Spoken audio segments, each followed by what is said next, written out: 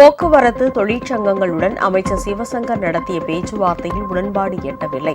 இதையடுத்து மீண்டும் நாளை தொழிலாளர் நல ஆணையர் பேச்சுவார்த்தைக்கு வருமாறு அழைப்பு விடுத்துள்ளார். ஊதிய உயர்வு, பழைய ஓய்வூதிய திட்டம், அகவிலைப்படி உள்ளிட்ட 6 அம்ச கோரிக்கைகளை வலியுறுத்தி 9ஆம் தேதி முதல் காலவரையற்ற வேலை நிறுத்தத்தில் ஈடுபடப் போவதாக போக்குவரத்து தொழிற்சங்கங்கள் அறிவித்துள்ளன. இதைத் தொடர்ந்து அமைச்சர் சிவசங்கர் அழைப்பின் பேரில் பல்லவன் இல்லத்தில் நேற்று நடைபெற்ற பேச்சுவார்த்தை தோல்வியடைந்தது. இதற்கிடையே மீண்டும் பேச்சுவார்த்தை நடத்த வருமாறு தொழிற்சங்கங்களுக்கு தொழிலாளர் நல துணை ஆணையர் அழைப்பு விடுத்துள்ளார்.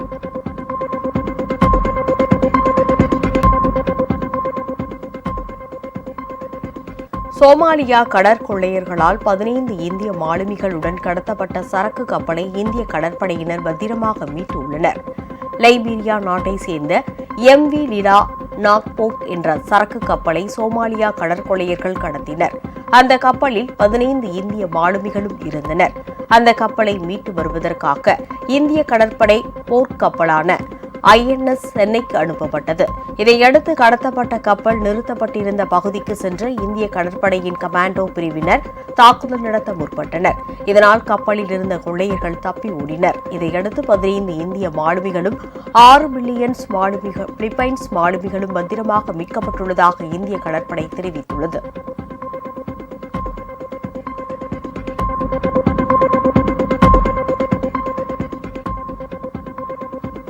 மேற்கு வங்கத்தில் சோதனை நடத்த சென்ற அமலாக்கத்துறை அதிகாரிகள் மீது 1000க்கும் மேற்பட்ட கிராம மக்கள் ஒன்று சேர்ந்து தாக்குதல் நடத்தியது பெரும் அதிர்வலைகளை ஏற்படுத்தியுள்ளது.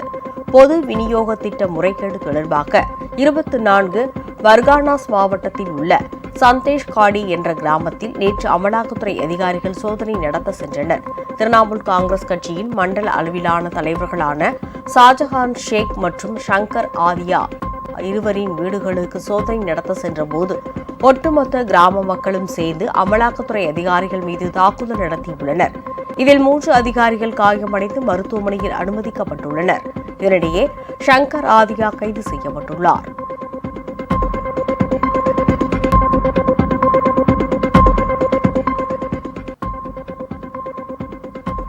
வெள்ளத்தால் பாதிக்கப்பட்ட விருதுநகர், ராமநாதபுரம் மாவட்ட விவசாயிகளுக்கு உரிய நிவாரணம் வழங்கப்படும் என வருவாய் மற்றும் பேரிடர் மீட்புத்துறை அமைச்சர் KKSSR ராமச்சந்திரன் உறுதியளித்தார். விருதுநகர் மாவட்டம் ஸ்ரீவில்லிபுத்தூரில் கலைஞர் நூற்றாண்டு விழாவினை முன்னிட்டு வருவாய்த்துறை சார்பில் இலவச வீட்டுமனை பட்டா வழங்கும் நிகழ்ச்சி நடைபெற்றது. இதில் வருவாய் மற்றும் பேரிடர் மீட்புத்துறை அமைச்சர் KKSSR ராமச்சந்திரன் உள்ளிட்டோர் கலந்து கொண்டனர். அப்போது பேசிய அவர், விருதுநகர் மாவட்டத்தில் 1100க்கும் அதிகமானோருக்கு இலவச வீட்டுமனை பட்டாக்கள் வழங்கப்பட்டுள்ளதாக தெரிவித்தார்.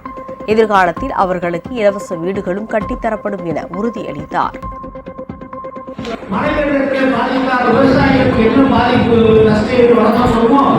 அதையெல்லாம் வழங்க வேண்டும் என்று சொல்லி அந்த 4 மாவட்டத்தோடு சேர்ந்து 2 மாவட்டத்தை சேர்த்து நம்முடைய முதலமைச்சர் வந்து நம்முடைய மாவட்டத்தின் மீது மிகுந்த அக்கறை எடுத்திருக்கிறார்கள். ஆகவே இன்றைக்கு நமக்கு நிவாரண வகையில் விவசாயிகளுக்கு நிவாரண வகையில் நடத்தி அந்த நிவாரண தொகையை தூத்துக்குள்ளே திருநெல்வேலியில் விவசாயிகளுக்கு எவ்வளவு கிடைக்கிறதோ அதே நிவாரண தொகை நமக்கு கிடைக்க இருக்கிறது.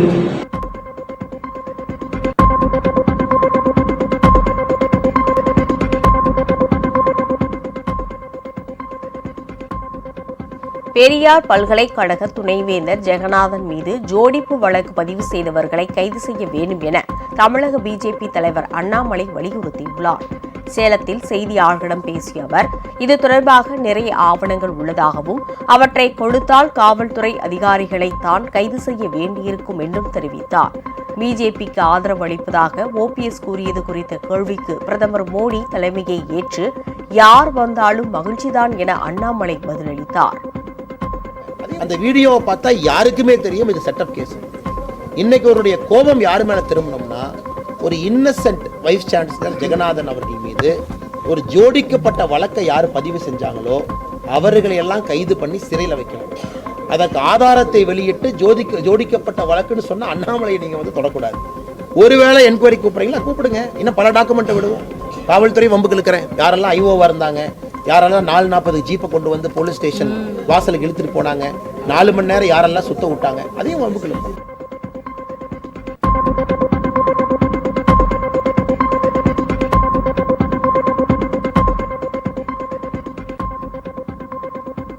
சென்னையிலிருந்து 40 கிலோமீட்டர் தொலைவில் மக்களின் கருத்தை கேட்காமலேயே கிளாம்பாக்கம் பேருந்து நிலையம் அமைக்கப்பட்டுள்ளதாக நாம் தமிழர் கட்சியின் ஒருங்கிணைப்பாளர் சீமான் குறை கூறியுள்ளார். சென்னையில் செய்தியாளர்களிடம் பேசிய அவர், கோயம்பேடு பேருந்து நிலையத்தில் போக்குவரத்து நெரிசல் ஏற்படுவதாக அரசு தரப்பில்தான் தெரிவிக்கப்படுகிறதே தவிர மக்கள் யாரும் அதுபோன்ற எந்த புகாரும் தெரிவிக்கவில்லை என்று கூறினார். மக்களின் கருத்தை கேட்காமலேயே கிளாம்பாக்கம் பேருந்து நிலையம் கட்டப்பட்டுள்ளதாகவும் சீமான் குறை கூறினார். கோயம்பேடுல இருக்கிற பேருந்து நிலையம் 110 கோடியில் கட்டினீங்க, ஏதாவது பிரச்சனை இருக்கா தம்பி? இல்ல போக்குவரத்து நெரிசல் யார் சொல்ற தம்பி? அரசு தரப்புல போக்குவரத்து நெரிசல் இருக்கு. அரசு தரப்பு மக்கள் யாராவது சொன்னாங்களா தம்பி? யாரும் மனு போட்டாங்களா? மக்கள்கிட்ட கருத்து கேட்காம மாற்றப்பட்டு. எதுக்கு நீங்க கருத்து கேட்டிருக்கீங்க? எங்க கருத்து அதுவா? எங்க கருத்து அதுவா? நீங்களா கொண்டு போய் கட்டினீங்க. இது தலைநகருக்குள்ள ஒரு பெரும் மாநகரில் பேருந்து நிலையம் இருக்கா? இப்ப 40 கிலோமீட்டருக்கு அங்கே கட்டிருக்கீங்க. அது புறநகருக்கும் புறநகருது. சரி, அங்கிருந்து நாங்கள் இங்கே எப்படி வர்றது தம்பி? 40 கிலோமீட்டர் நடந்தே வர்றதா? தலைச்சுமையை தூக்கிட்டு.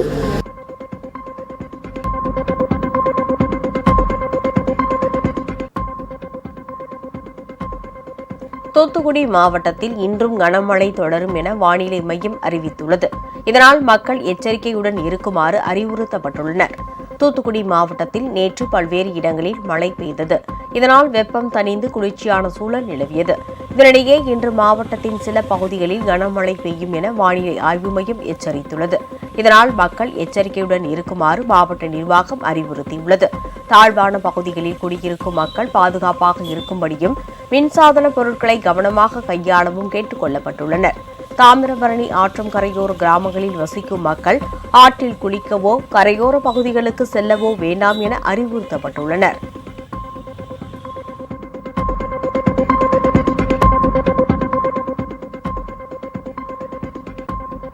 காவிரி ஒழுங்காற்று குழுவின் 92வது கூட்டம் வரும் 18ஆம் தேதி நடைபெற உள்ளதாக அதன் தலைவர் வினீத் குப்தா தெரிவித்துள்ளார். இந்த கூட்டத்தில் கலந்து கொள்ள தமிழகம், கர்நாடகா, புதுச்சேரி மற்றும் கேரளா ஆகிய மாநிலங்களின் பிரதிநிதிகளுக்கு கடிதம் அனுப்பப்பட்டுள்ளது.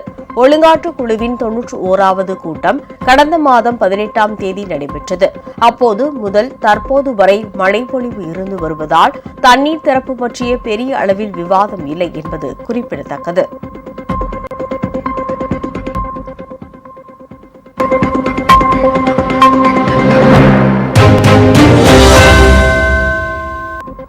ஓசூர் அருகே அனுமதியின்றி எருதுவிடும் விழாவை துவக்கி வைத்த 27 பேர் மீது போலீசார் வழக்கு பதிவு செய்துள்ளனர். ஓசூர் அடுத்த பீர்பள்ளி என்னும் கிராமத்தில் எருதுவிடும் விழா நடைபெற்றது. இதில் அரசு, தனியார் பேருந்துகள் மற்றும் காவல்துறை வாகனங்கள் என 10க்கும் மேற்பட்ட வாகனங்கள் சேதமடைந்தன. மேலும் அப்பகுதியில் சென்ற பேருந்துகள் மீதும் கல் வீசியதாக கூறப்படுகிறது. இதனிடையில் அரசு அனுமதியின்றி நடைபெற்ற எருதுவிடும் விழா நடத்தியதாக 27 பேர் மீது சூளகிரி போலீசார் வழக்கு பதிவு செய்துள்ளனர்.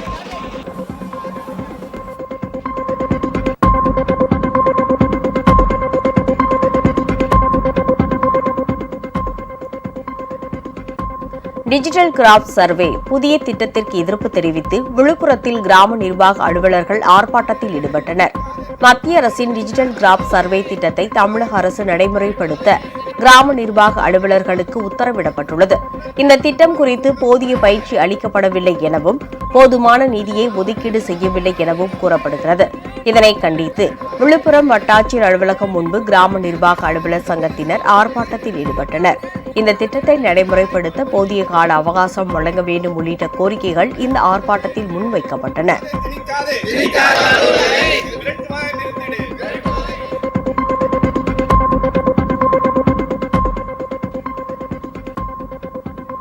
மயிலாடுதுறையில் அயோத்தி ராமர் கோவில் பிரசாதத்தை பிஜேபியினர் வீடு வீடாக சென்று வழங்கினர். அயோத்தி ராம ஜென்ம பூமியில் புதிதாக கட்டப்பட்டுள்ள ராமர் கோவில் வரும் 22ஆம் தேதி பிரதிஷ்டை செய்யப்பட உள்ளது. இந்த நிலையில் ராமர் கோவில் பிரசாதம் மற்றும் கோவில் புகைப்படங்களை வீடு வீடாக சென்று வழங்கும் பணியில் பிஜேபியினர் ஈடுபட்டு உள்ளனர். பிஜேபி மாவட்ட தலைவர் தலைமையில் திருவிழந்தூர் ஆஞ்சநேயர் கோவிலில் இருந்து இந்த பணி தொடங்கியது.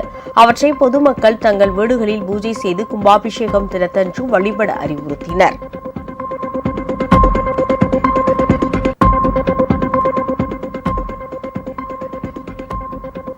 காஞ்சிபுரத்தில் லாரி உதிரி பாகங்களை திருடிச் சென்ற 4 பேரை காவல்துறையினர் கைது செய்திருக்கின்றனர்.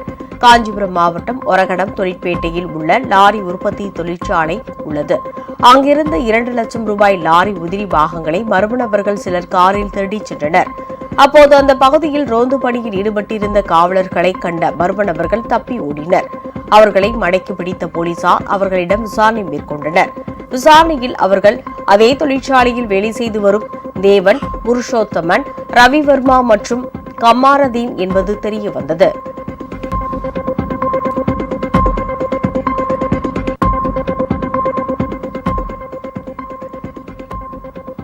திருப்பூரில் நடைபெற்ற மாமன்ற கூட்டத்தில் மத்திய அரசுக்கு எதிராக தீர்மானம் நிறைவேற்ற கம்யூனிஸ்ட் கட்சி உறுப்பினர்கள் வலியுறுத்தினர். திருப்பூர் மாநகராட்சி அலுவலகத்தில் உள்ள மாமன்ற கூட்ட அரங்கில் மாநகராட்சி மேயர் தினேஷ்குமார் தலைமையில் மாமன்ற உறுப்பினர்கள் கூட்டம் நடைபெற்றது. கூட்டத்தில் புதிய பேருந்து நிலையத்திற்கு தீரன் சின்னமலை பெயர் சூட்ட அரசுக்கு பரிந்துரை செய்ய இருப்பதாக மாநகராட்சி நிர்வாகம் சார்பில் வலியுறுத்தப்பட்டது. கூட்டத்தில் நிவாரண உதவி வழங்க மத்திய அரசுக்கு கண்டனம் தெரிவித்து தீர்மானம் நிறைவேற்ற கம்யூனிஸ்ட் கட்சியினர் வலியுறுத்தினர்.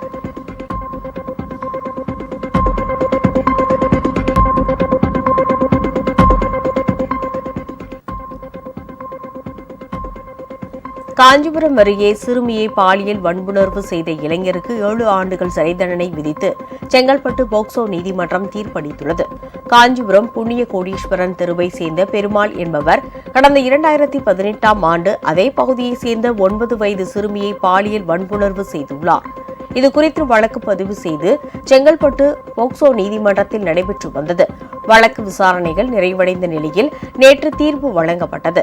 குற்றம் சாட்டப்பட்ட பெருமாளுக்கு 7 ஆண்டுகள் சிறை தண்டனை விதித்தும் 15,000 ரூபாய் அபராதம் விதித்து நீதிபதி தமிழரசு உத்தரவிட்டார். மேலும் பாதிக்கப்பட்ட சிறுமிக்கு 1 லட்சம் ரூபாய் இழப்பீடு தமிழக அரசு 30 நாட்களுக்குள் வழங்கவும் உத்தரவிட்டார்.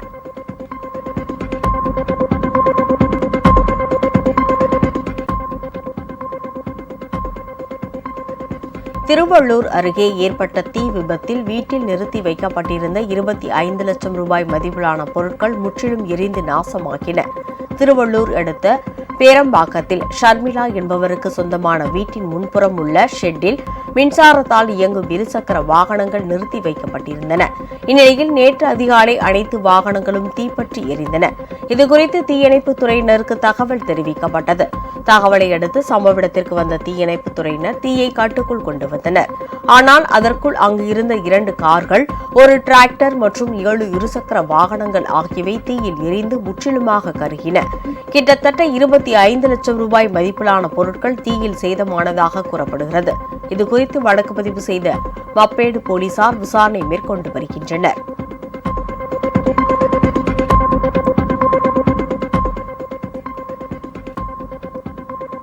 திருமங்கலம் அருகே 30க்கும் மேற்பட்ட வீடுகளில் மழைநீர் புகுந்ததால் குடியிருப்பு வாசிகள் கடும் அவதிக்கு உள்ளாகினர். மதுரை மாவட்டம் டி. கல்லுப்பட்டி, பேரையூர் மற்றும் மேற்கு தொடர்ச்சி மலைப்பகுதிகளில் நேற்று முன்தினம் இரவு கனமழை பெய்தது. இதில் அப்பகுதியில் இருந்த 20க்கும் மேற்பட்ட கண்மாய்கள் நிரம்பி அதிலிருந்து தண்ணீர் வெளியேறியது. வெளியேறிய தண்ணீர் அருகில் இருந்த பாலாஜி நகர் குடியிருப்பு பகுதிக்குள் புகுந்தது. 30க்கும் மேற்பட்ட வீடுகளில் மழைநீர் சூழ்ந்தது. பாதிக்கப்பட்ட மக்களை தீயணைப்புத் துறையினர் வெளியேற்றினர். மேலும் அப்பகுதியில் போலீசார் தீவிர பாதுகாப்பு பணியில் ஈடுபடுத்தப்பட்டுள்ளனர்.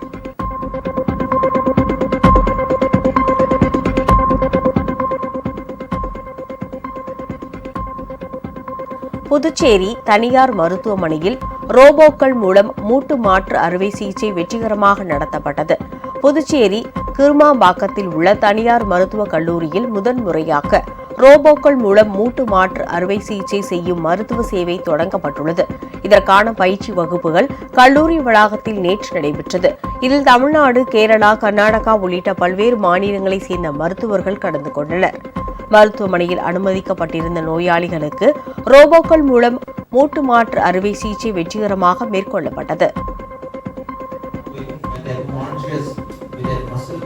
ஸோ இந்த ரோபோட் நம்ம ஆப்ரேஷன் பண்ணும்போது, முட்டி மாற்று அறுவை சிகிச்சை பண்ணும்போது அந்த முட்டி கரெக்ட் நல்ல பொசிஷன்ல, அதாவது இந்த பக்கம் இல்லை அந்த பக்கம், உள் பக்கம் இல்லை வெளிப்பக்கம் வளைவு இல்லாமல் நல்ல நேராக கரெக்ட் பொசிஷன்ல இந்த இயந்திரம் நம்மளுக்கு அந்த முட்டியை பொருத்த உதவி செய்யுது. அதனால பேஷண்ட்டுக்கு ரொம்ப ஃபாஸ்டா திருப்பி நடக்கிறது. அதாவது இன்னைக்கு ஆப்ரேட் பண்றோம்னா நாளைக்கு மார்னிங்கே அவங்க நடக்க தொடங்குறாங்க. சம்டைம்ஸ் மார்னிங் ஆப்ரேட் பண்றோம்னா ஈவினிங்கே பேஷண்ட் நடக்கிறாங்க. ஏன்னா இது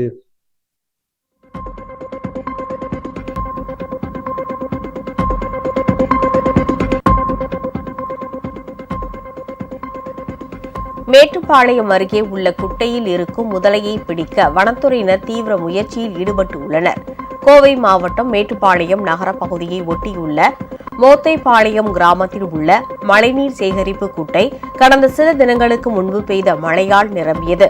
அங்கு மீன்பிடிக்க சென்ற சில குட்டையில் முதலை இருப்பதை செல்போன் மூலம் வீடியோ எடுத்தனர். இதுகுறித்து வனத்துறையினருக்கு தகவல் தெரிவித்தனர். தகவலின் அடிப்படையில் முதலையை பிடிக்கும் முயற்சியில் வனத்துறையினர் ஈடுபட்டு வருகின்றனர்.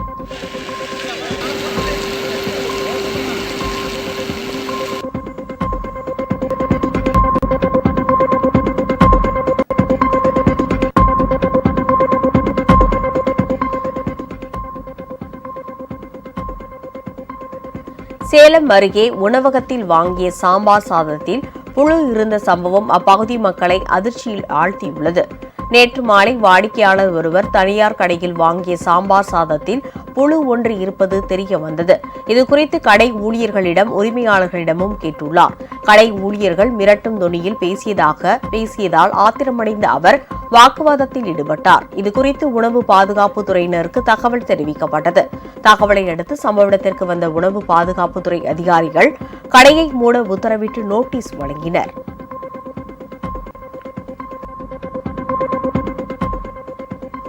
இலங்கை சிறையிலிருந்து விடுவிக்கப்பட்ட 48 தமிழக மீனவர்கள் விமானம் மூலம் சென்னை வந்தனர். அவர்கள் அனைவரையும் மீன்வளத்துறை அதிகாரிகள் வரவேற்று சொந்த ஊர்களுக்கு அனுப்பி வைத்தனர். இவர்கள் கடந்த டிசம்பர் முதல் வாரத்தில் எல்லை தாண்டிய குற்றச்சாட்டில் இலங்கை கடற்படையினரால் சிறைபிடிக்கப்பட்டனர். நீதிமன்றம் அவர்கள் விடுவித்ததை அடுத்து தற்போது தாயகம் திரும்பியுள்ளனர்.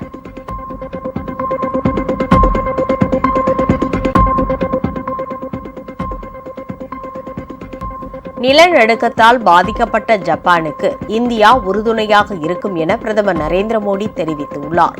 ஜப்பானில் கடந்த 1ஆம் தேதி ஏற்பட்ட நிலநடுக்கத்தில் சிக்கி 92 பேர் உயிரிழந்து விட்டனர். பலர் காயமடைந்துள்ளனர். 7.5 ரிக்டர் அளவில் பதிவான இந்த நிலநடுக்கத்தில் சாலைகள் அனைத்தும் மோசமாக சேதமாகி இருப்பதால் பாதிக்கப்பட்ட பகுதிகளின் மீட்புப் பணிகளை மேற்கொள்வதில் சிக்கல் ஏற்பட்டுள்ளது. ஜப்பானின் வடக்கு வெனின்சுலா பகுதிகளுக்கு செல்லும் சாலைகள் மிகவும் சேதமடைந்திருப்பதால் அங்கு மீட்புப் பணிகளை மேற்கொள்வதில் சிக்கல் ஏற்பட்டுள்ளது. இந்நிலையில் ஜப்பான் பிரதமர் ஃபுமியோ கிஷிடாவுக்கு இந்திய பிரதமர் நரேந்திர மோடி கடிதம் ஒன்றை எழுதியுள்ளார். அதில் நிலநடுக்கத்தால் உயிரிழந்தவர்கள் குடும்பத்திற்கு ஆழ்ந்த இரங்கல் தெரிவிப்பதாக கூறியிருக்கிறார். ஜப்பானுக்கு முடிந்த உதவிகளை செய்ய இந்தியா தயாராக உள்ளது என்றும் பிரதமர் குறிப்பிட்டுள்ளார்.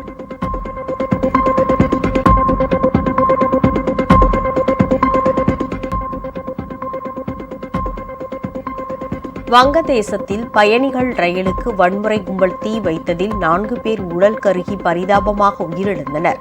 தலைநகர் டாக்காவை அடுத்த கோபிபாக் என்ற இடத்தில் பெனாபோல் விரைவு ரயிலுக்கு சமூக விரோதிகள் நெருப்பு வைத்தனர். இதில் அந்த ரயிலின் 5 பெட்டிகள் முற்றிலும் கருகி நாசமானது. நெருப்பில் சிக்கிய 4 பயணிகள் உடல் கருகி பரிதாபமாக உயிரிழந்தனர். தகவல் அறிந்து 7 வாகனங்களில் வந்த தீயணைப்பு துறையினர் மிகுந்த போராட்டத்திற்கு பின் நெருப்பை கட்டுக்குள் கொண்டு வந்தனர். வங்கதேசத்தில் இன்னும் 2 நாட்களில் நாடாளுமன்ற தேர்தல் நடைபெற உள்ள நிலையில் திட்டமிட்டு இந்த சம்பவம் நடத்தப்பட்டுள்ளதாக காவல்துறையினர் தெரிவித்துள்ளனர்.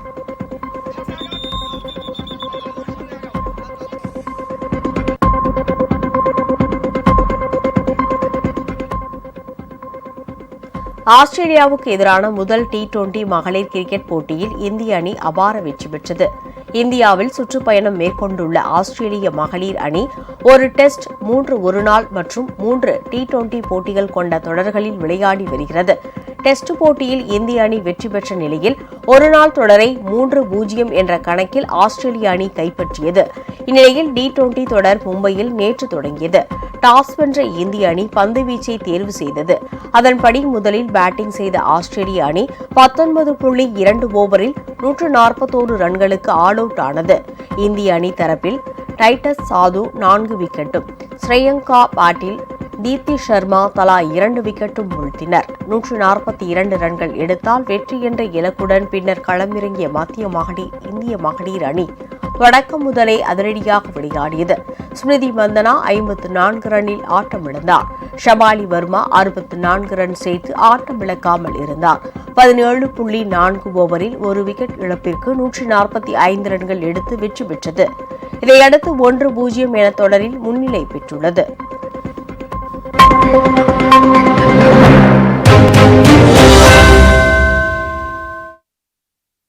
உங்கள் ராஜ் நியூஸ் தொலைக்காட்சியில் திங்கள் முதல் வெள்ளி வரை தினந்தோறும் பிற்பகல் 2 மணிக்கு உங்கள் பகுதியில் உள்ள குறைகளை நேரலையில் தெரிவிக்கும் புகார் பெட்டி நிகழ்ச்சி. பங்கு பெறுங்கள், பயனடையுங்கள், காணத் தவறாதீர்கள்.